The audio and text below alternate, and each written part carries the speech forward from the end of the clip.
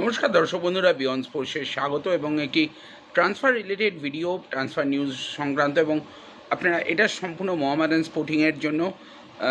গতকাল থেকেই মোহামেডানের কিন্তু বেশ কিছু ট্রান্সফার নিউজ আসতে শুরু করেছে এবং যেটা বিষয় হলো যে আপনারা ইতিমধ্যেই জেনে গেছেন যে সাজ্জাদ হোসেন প্যারে তাকে নিতে অনেকটা এগিয়ে গেছে মোহামেডান স্পোর্টিং। প্রায় তাদের জালে ধরা দিয়েছে বলাই যেতে পারে। এই সাজ্জাদ হোসেন প্যারে ডিফেন্ডার গত মরশুমে হায়দ্রাবাদের হয়ে বেশ নজর কাড়া ফুটবল খেলেছিলেন এবং এই কাশ্মীরি ডিফেন্ডারকে পাওয়ার ব্যাপারে প্রায় অলমোস্ট ডিল ডান হয়ে গেছে এই বলা চলে। এবং আগামী মরশুমে, আসন্ন মরশুমে তাকে দেখা যাবে মোহামেডানে, এটা এক প্রকার নিশ্চিতই।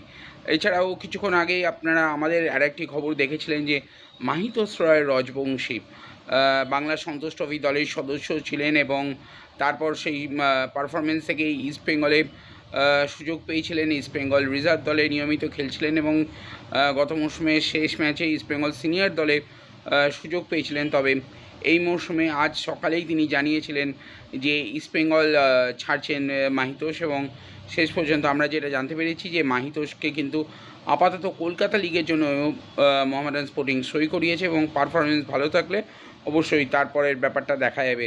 এবং এখন যে খবরটা জানা যাচ্ছে যে আরও এক হায়দ্রাবাদ এফসি ফুটবলার মাখান ছোটে, উইঙ্গার, রাইট উইঙ্গার, গত মৌসুমে 16টা ম্যাচ খেলেছেন আইএসএলে, একটি গোল আছে তার।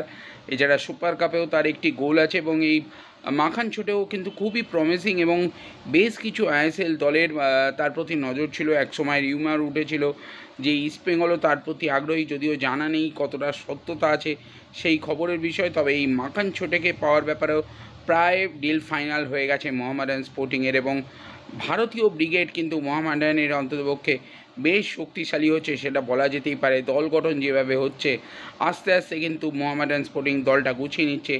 বেশ কিছু যুব ফুটবলারদের নেওয়া হচ্ছে যাতে ভবিষ্যতে তাদের লং টার্ম চুক্তিতে রেখে ভবিষ্যতের একটা শক্তিশালী দল গঠন করা যায়।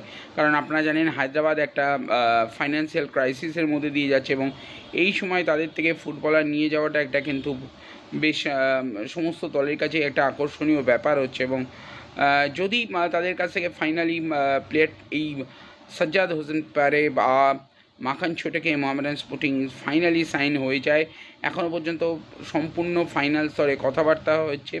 সাজ্জাদ অলমোস্ট সাইন করেই দিয়েছেন, কিন্তু ডিল ফাইনাল হয়ে গেছে মাখান ছোটের সাথে। অলমোস্ট সমস্ত রকম কথাবার্তা ফাইনাল হয়ে গেছে, সই হয়নি এই মাখান ছোটের সাথে।